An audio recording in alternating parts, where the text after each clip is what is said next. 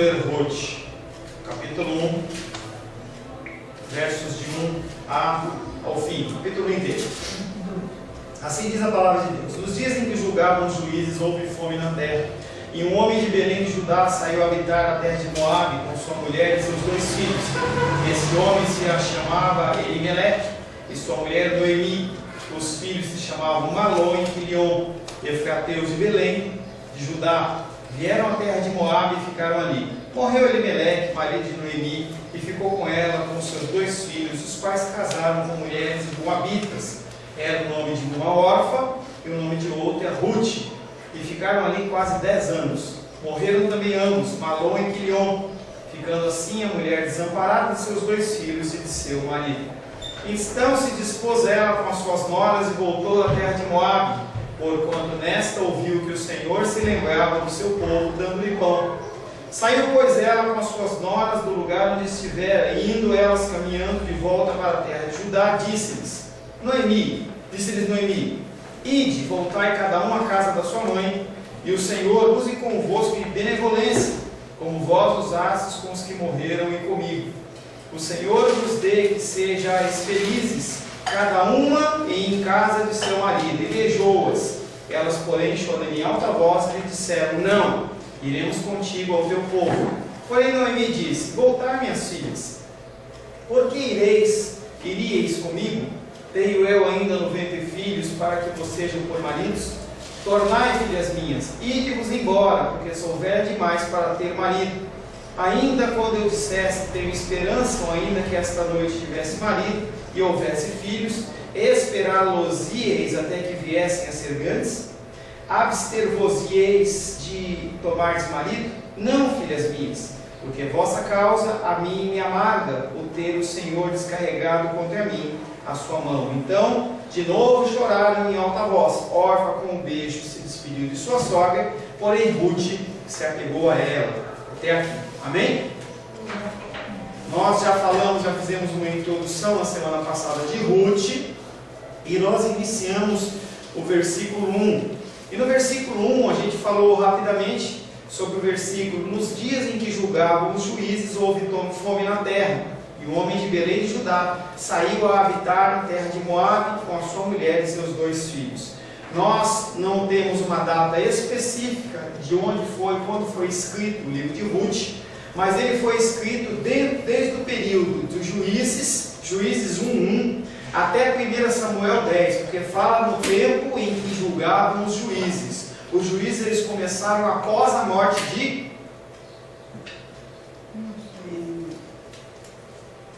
Moisés, Saulo, Josué. Os juízes começaram após a morte de Josué. Tá? E aí esses juízes eles julgaram a terra até a constituição do primeiro rei, que foi Saul. Então, Ruth foi escrita entre Juízes 1:1 e 1 Samuel 10, que é quando Saul é coroado o rei de Israel. Quem escreveu Ruth a gente não sabe. Tem-se o entendimento dentro dos teólogos que foi uma mulher que escreveu, porque ela fala com muita propriedade das dificuldades que uma mulher vivia na época. Então é só uma suposição. Uma observação que tem é que esses homens, essa família constituída de uma mulher, um homem e 2 filhos, eles habitavam em Israel até que a fome assolou o país inteiro. Todo mundo ficou sem comida. E aí, para eles não morrerem, eles foram atrás de comida. Eles eram de Belém. Belém quer dizer casa do pão. E mesmo assim, aqueles homens tiveram que sair da casa do pão para procurar pão. E foram para a terra dos pagãos, dos moabitas. Tá? E aí nós vamos começar o verso 2. Ruth, capítulo 1, verso 2. Este homem se chamava Elimeleque, e sua mulher Noemi. Os filhos se chamavam Malom e Quilion, efrateus de Belém de Judá. Vieram à terra de Moabe e ficaram ali. Aqui se seguiram os nomes dos imigrantes. Então começa a descrição primeiro da história, descrever os componentes da história de Ruth. Elimeleque, ele era o marido. E esse nome significava, provavelmente, meu Deus é rei. Todos os nomes, normalmente, dos judeus tinham significado. Então, Elimeleque quer dizer, meu Deus é rei. É possível que esse meu Deus é rei expresse o tema da história, isto é, Deus o rei, conduzirá os eventos que seguem. E aí ele começa falando sobre soberania. Tá? Então, mais do que uma história de amor entre Ruth e Boaz, ele está falando sobre os meandros das ações de Deus na vida das pessoas para que se cumpra um propósito específico de Deus.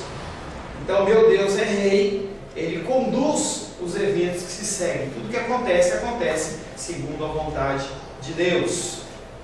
Dada a situação desse homem, não se pode deixar passar a ironia desse nome. Como que alguém que tem Deus como rei, como que um homem que mora numa cidade que é casa do pão, ele é obrigado a sair da terra dele para buscar comida em outro lugar?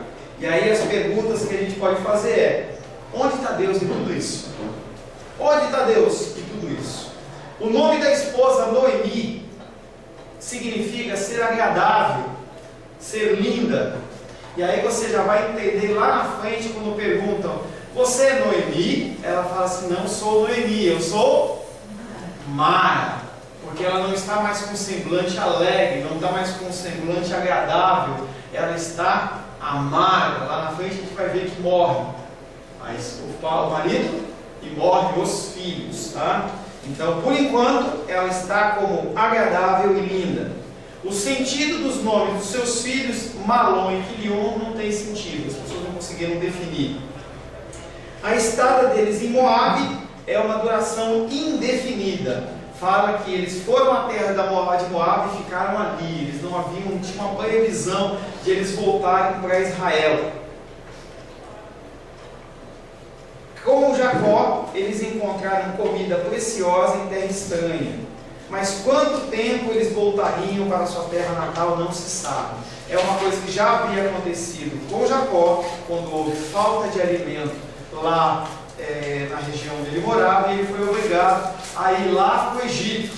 E lá ele acaba encontrando o seu filho José, que tinha sido dado como morto, como governador do Egito. Aí a gente vê que as histórias, elas têm todo a ver e elas andam amarradas. Por que José foi? Para proporcionar alimento para Jacó. Verso 3. Morreu Elimeleque, marido de Noemi, e ficou ela com seus 2 filhos. Toda e qualquer expectativa de uma volta para casa, volta para a região onde eles moravam, onde eles tinham partido, elas começam a ficar mais difíceis. Elimeleque, ele não vai mais fazer um êxodo, não mais vai voltar para a terra de onde ele saiu, e sim, ele foi para a morte. Tá? O êxodo dele foi para a morte. De Moabe ele foi direto para a morte. Na narrativa não se fala por que ele morreu, se ele morreu de derrame, se ele morreu de dor de barriga, se ele morreu de fome, se ele foi uma espada, flecha, não se sabe. Tá? Simplesmente é citado que ele morreu. E aí se pergunta, por que ele morreu? A morte dele será que é algum pecado? E a gente tem mania, né, de achar que as coisas acontecem de errado na nossa vida porque é por causa do pecado. Algumas sim são consequências, mas não são na sua totalidade. E aí você pode perguntar, será que Deus tem um plano em mente? Você pode ter certeza que tudo Deus tem um plano. Para a minha vida, sua vida, para o Brasil, para o mundo, para qualquer ser vivo dessa terra, ele tem um plano. Mas esse texto já de cara ele choca. Como é que alguém que tem o nome que Deus é rei, morre? Que espécie de Deus é esse que não consegue manter vivo um israelita que está numa terra estrangeira? Será que Deus perdeu o controle e aí a pessoa morre? Na sua vida você acha, né? Quando você está em Mãos Reis, estava dando testemunho dela lá, quando fez a operação, ela deve ter pensado, pode não ter até exteriorizado, mas será que Deus que preparou a operação, será que Deus que preparou todas as coisas, ele perdeu o controle, ele permitiu que o médico cortasse os nervos faciais? Isso acontece com a gente direto, entendeu? A gente olha para as situações que nós estamos vivendo e a gente olha e parece que Deus não está ali. As pessoas olham para nós e falam assim, onde está o seu Deus? O autor começa a envolver o seu auditório, ou eu e você, com o emocional. Talvez você lembre de fatos da sua vida em que entes queridos morreram, em que você, num momento de muita tristeza e muita dificuldade, você perguntava: por que Deus permitiu isso? A preocupação, porém, do escritor é com o resultado trágico da morte de Elimeleque. Trágico por quê? Porque naquela época a mulher não trabalhava. A mulher que não tinha um homem para sustentar estava lançada à própria sorte. O autor começa a envolver o auditório emocionalmente com a história e mostra o resultado trágico da morte de Elimeleque, deixando Noemi com 2 filhos que a gente não sabe a idade. Tá? Desse ponto em diante, a atenção da história ela sai de Elimeleque para Noemi. Apesar das limitações, das limitadas opções para Noemi numa terra estrangeira, nem tudo está perdido, porque ela tem 2 filhos homens, que podem casar sim e gerar filhos. As viúvas sempre têm conforto no potencial futuro dos seus filhos. Em meio à tristeza sombria, esses jovens, eles permanecem, eles mantêm viva a possibilidade de sim, em algum momento, eles voltarem para a terra de Israel. Verso 4. Esses 2 filhos casaram com mulheres moabitas.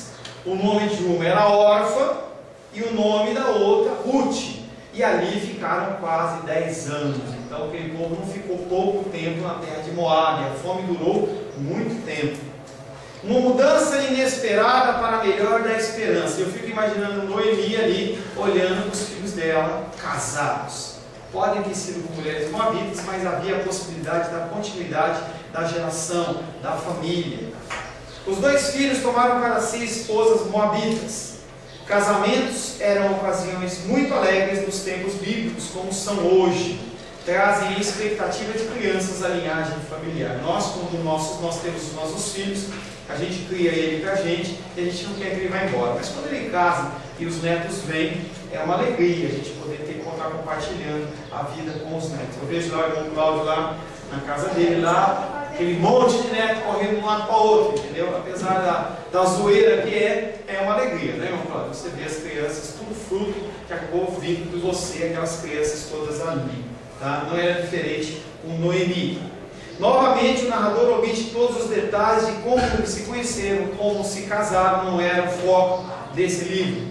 E ele deixa de especificar que quem casou com quem. Quem casou com Malion? Quem casou com o outro lá? O filho dele lá. Então a gente não sabe quem casou com quem. Noemi provavelmente recebeu os casamentos como 12 remédios para a sua tristeza do seu marido, que havia falecido. A comida de Moabe havia restaurado vida a uma família israelita enfraquecida. Agora, através do casamento, as mulheres de Moabe poderiam assegurar àquela família uma continuidade na linhagem familiar. Era como se fosse uma maldição se não houvesse uma continuidade da linhagem familiar. Da mesma maneira que uma mulher ela não poderia ser estéril, que era como se fosse um pecado sobre a vida dela, também não poderia morrer a linhagem familiar. No evento de Abraão, quando ele despede Ló, e Ló está lá em Sodoma e Gomorra, e aí a mulher dele vira sal, as 2 filhas dele acabam embebedando o pai para ter relação com o pai, para ter filho, para manter a linhagem do pai viva. Apesar de a situação ter sido uma situação bem atroz, uma coisa bem perversa, o objetivo delas era que houvesse a manutenção da linhagem do pai e não morresse ali. Tá? Quiseram dar um jeitinho, fizeram de uma maneira errada. O nome de Orfa também não tem significado, mas o de Ruth significa refrigério, conforto. Então nós temos o nome de Elimeleque, Senhor Deus é o meu rei. O nome de Noemi é agradável, linda. E o nome de Ruth é aquela que conforta, aquela que traz refrigério, que traz conforto. O registro final de que eles viveram ali por cerca de 10 anos não é um detalhe casual, mas quanto mais se demoram ali, mais duvidosa fica um possível retorno. Quanto mais tempo você fica numa situação, mais difícil é de você sair dela. De um homem foi, verso 1, de um homem foi passando por ficaram ali, até viveram ali. Então no versículo 1 diz que um homem foi. No versículo 2 fala que eles ficaram ali em Moabe. E agora nesse versículo 4 ele fala que eles viveram ali. Cada vez mais eles estão estabelecendo raízes. Mais importante, porém, a passagem de 10 anos nos faz antecipar um evento feliz que normalmente segue o casamento. Aquele casal, aqueles dois casais que estavam casados há 10 anos e não tinham gerado filhos ainda. Isso calmamente introduz um dos temas dominantes do livro, o problema dos herdeiros. Noemi havia uma expectativa em que aqueles homens casando iam gerar filhos. Passou um ano nada, passou 2 anos nada. A gente sabe que a gente que é casado sabe que a mãe e o pai falam assim: e aí, não vai me dar neto não? Imagina Noemi o tempo inteiro falando com ela ali, mas não aconteceu absolutamente nada. Nesse respeito, Gênesis 16 pode fornecer algum pano de fundo interessante. Gênesis 16:3 registra que depois de 10 anos de esterilidade, lá com Abraão, Gênesis 16:3, abre aí.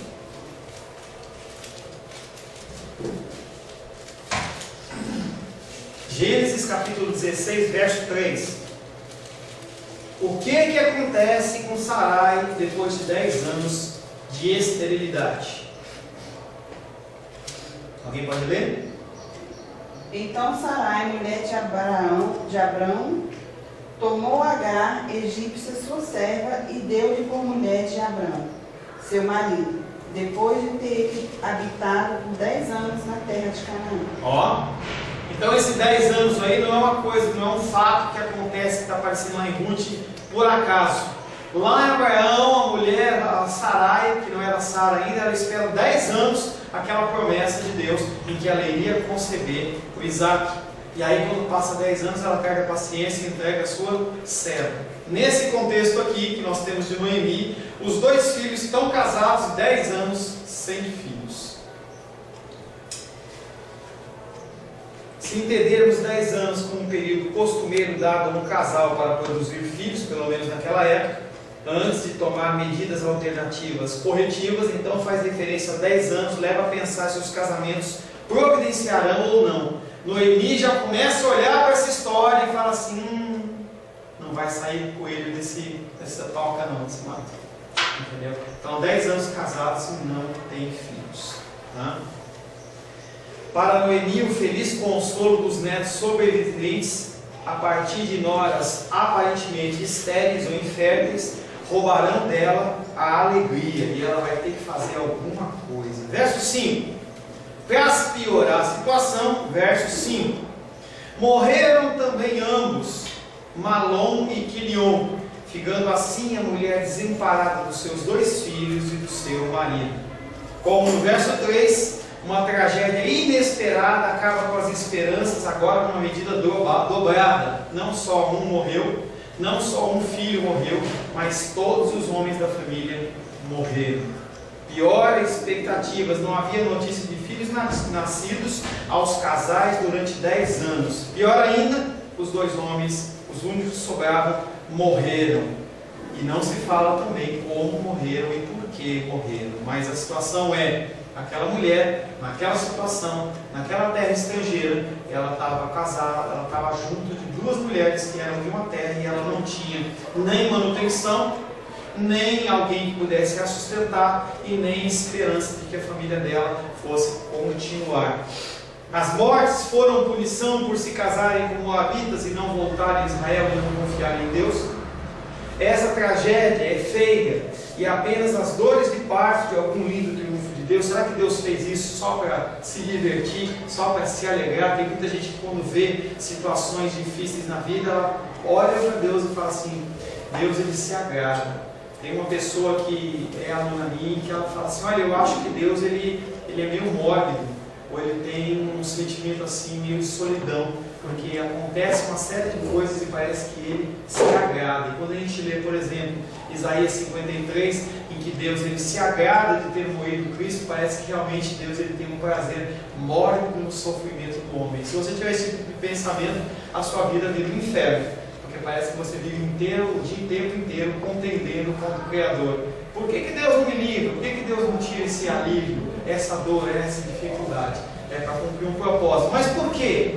Porque a vontade dele tem um motivo, tá? Que a gente não entende, porque a nossa mente não é a mente de Deus.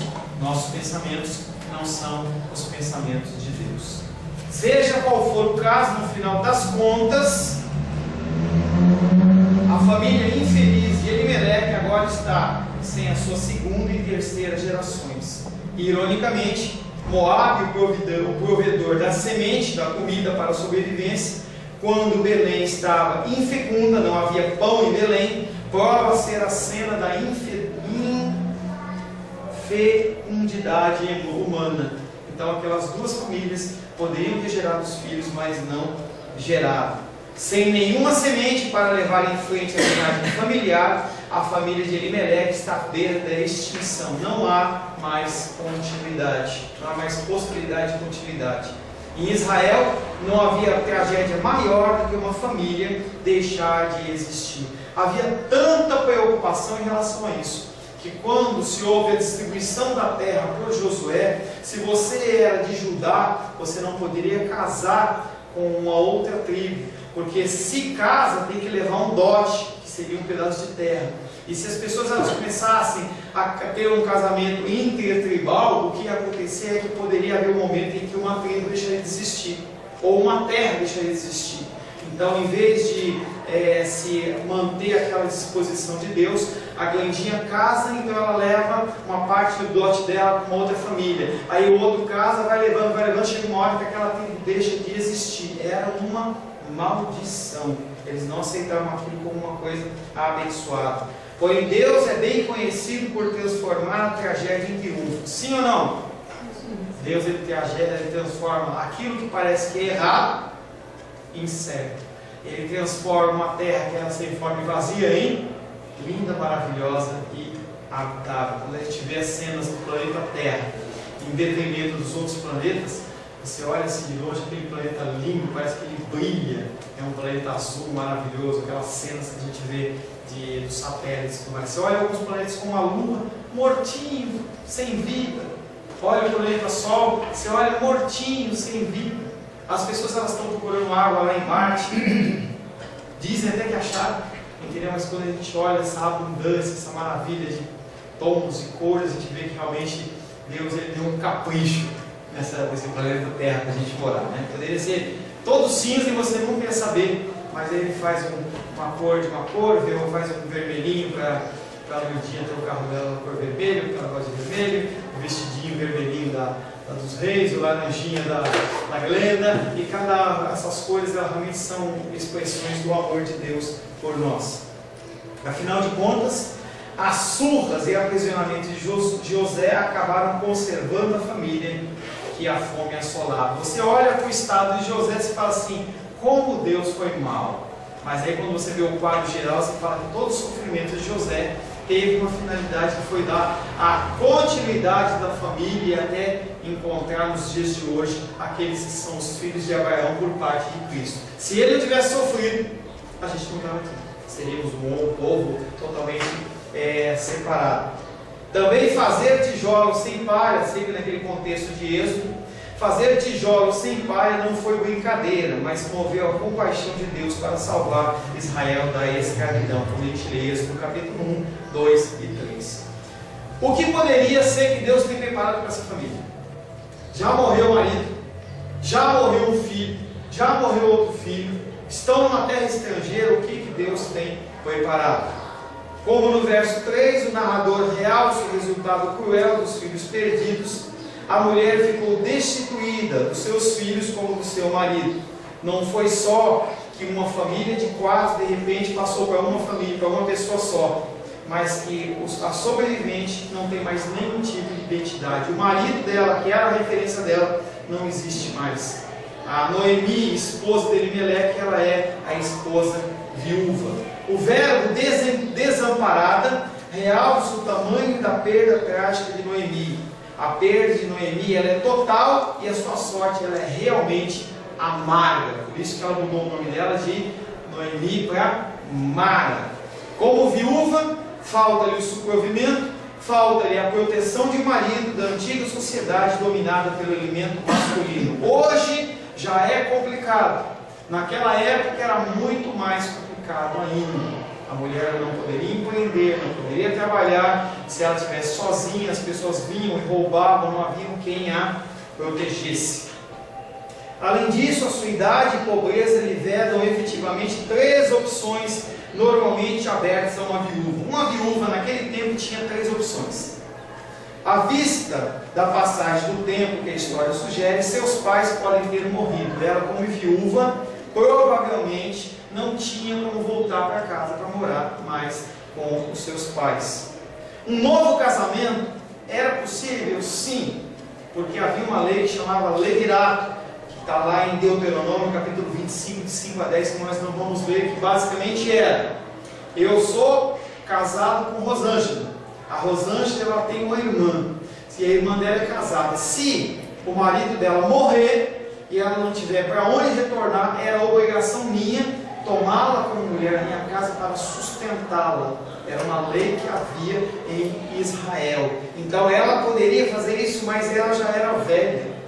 Quem iria casar com aquela mulher idosa, que já não tinha nem condição mais de gerar filhos? Iria continuar morrendo a geração de Elimeleque. Ela não pode sustentar-se sozinha por meio de alguma ocupação rentável, por não ter nenhuma. Ela não sabia fazer absolutamente nada. Ela era apenas esposa. Ela sabia cozinhar, sabia cuidar de casa, cuidar de filho, mas isso aí não gerava filho, não gerava renda para ela. As mulheres simplesmente não trabalhavam naquele tempo. Não trabalhavam no sentido de gerar lucros, tá? Trabalham como as de hoje. Pior ainda, ela é uma viúva idosa sem filhos. Se uma mulher é preservada através da sua missão de mãe, Noemi, ela está perdida. Como Sara, Ana e Isabel, ela sofre a vergonha dolorosa de não ter filhos. Ainda mais ela enfrenta os seus anos de idade, sem filho nenhum para cuidar dela, nenhum neto para trazer alegria. Ou seja, a mulher está totalmente perdida, não tem o que fazer. É um cenário escuro em que ainda não há o Fiat Lux, tá? Não ainda para ela não há ainda a luz. Ela só olha a situação, como nós estamos numa luz de dificuldade, a gente só consegue olhar por um momento, tá? E esse cenário é o cenário escuro, desesperançado, que o autor de Ruth apresenta para a gente. Expulsa de sua terra natal pela fome, seus queridos roubados cruelmente pela morte, uma velha viúva solitária se assenta abandonada numa terra estranha. O que eu vou fazer? Quanto isso nos lembra da figura do Jó. Lembra de Jó? Jó, ele estava numa situação muito boa, regalada, com bens e tudo mais. Aí chega um momento em que morrem todos os seus filhos. Chega um momento em que todos os seus bens lhe são tirados. Chega um momento em que a sua saúde é tirada. E aí a mulher dele olha para ele e fala: amaldiçoa esse Deus e morre. Essa tradução é uma tradução errada. É abençoa esse Deus e morre. Do tipo, esse Deus é tão fraquinho, ele não consegue cuidar de você nada. É melhor você abençoar o seu Deus e morrer. E aí a gente vê a figura de Jó numa posição diferente de Noemi, pelo menos inicialmente. Ele olha e fala assim: mulher, o bem que eu recebi de Deus eu agradeci, quer dizer que eu não vou receber o mal que eu recebi? E ele tem a plena consciência de que Deus está no controle de tudo, tanto dos filhos quando estavam vivos, como dos filhos que estavam mortos, tanto na provisão como na falta, tanto na saúde como na doença. Deus, ele é comigo e ele é com você, não se desespere. Mas Noemi estava desesperada. Será que ao comparar Noemi com outras mulheres conhecidas que estavam sem filho, como Sara, Raquel e Ana, ele está sugerindo que o seu destino poderia mudar se Noemi de alguma forma conseguisse uma descendência? Mas como que ela vai conseguir essa descendência? Ela já é idosa, ninguém vai querer casar com ela.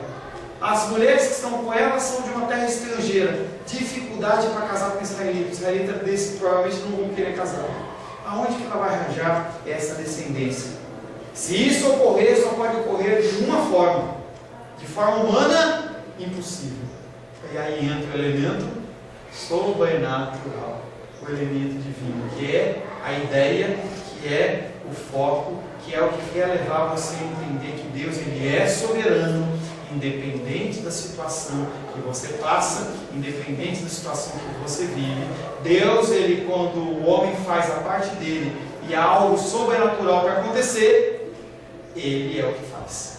Quando Jesus Cristo estava lá perante Lázaro, ele vai lá e faz a oração dele e fala assim: Lázaro, sai para fora. E se ele não falasse Lázaro, um monte de gente ia levantar do túmulo. Só Lázaro levantou. E ele fala: agora vocês vão lá e desatam. Por que Deus, Jesus Cristo como Deus, ele ressuscita aquele homem e não tira as faixas dele? Ele saiu que nem uma múmia puladinha. Porque o que é sobrenatural, o que é impossível, Deus faz. O que é natural, quem faz é o homem. É o contexto de mandato da criação. O sobrenatural quem faz é Deus, mas o natural quem tem que fazer é você. Amém? Vamos parar por aqui. Está dando o nosso horário. A paz seja convosco. Meu nome é Paulo César. Eu sou pastor da Igreja Cristã Semente de Vida, aqui em Brasília, Distrito Federal. Me alegro que a palavra tenha te alcançado. A palavra faz isso. Ela alcança as pessoas aonde quer que elas estejam. E você foi agraciado com esta palavra. Não que eu tenha nada especial a te dizer. A palavra ela é suficiente e ela usa quem ela quer. E eu me alegro por ter sido um canal para poder te abençoar. Mas eu quero te dizer que não basta você ser um ouvinte. Não basta ser uma pessoa que se alegra quando você ouve a palavra de Deus. A vida ela é feita de decisões. Se você está ouvindo essa palavra hoje, eu creio que o Espírito Santo tem um propósito especial com você. Muito mais do que prosperidade, muito mais do que uma cura física, uma cura emocional ou espiritual, Ele quer te alcançar para a vida eterna. Nós investimos nosso tempo, nós investimos as nossas forças em coisas terrenas, mas o Senhor ele tem muito mais a oferecer. Ele tem sim para você a cura, Ele tem sim para você a prosperidade, mas Ele tem muito mais que isso. Submeta-se a um Deus que Ele é capaz de mudar e transformar a sua vida por completo. Creio que o Espírito Santo ele é capaz de tocar o teu coração. Quero pedir que você curve a sua cabeça. Senhor, em nome de Jesus, coloco na tua presença essa vida que ouve esta ministração, que ouve esta palavra. Pai, eu não tenho capacitação nenhuma, mas o teu Espírito ele é capaz sim de tocar nesta vida, gerar nela mudança, transformação, arrependimento, e que ela possa simplesmente bater no peito, convencendo-se que é pecadora e que precisa de um Deus salvador. Não há um caminho a ti, meu Deus, que não seja através de Cristo. E eu lhe peço, Pai querido, que você alcance essa vida e ele possa sim tomar uma decisão pessoal pelo Senhor, em nome de Jesus. Amém. Amém, meu querido. Amém, minha querida. Fico contente que você esteja ouvindo essa ministração até o fim. E peço que você não se limite a ouvir os cultos pela internet. Você procure perto da sua casa uma igreja, um lugar que proclame a palavra do Senhor. Eu oro para que o Espírito Santo te direcione nessa busca, porque muita coisa tem sido oferecida que não é o Evangelho. Eu abençoo a sua vida em nome de Jesus. Amém.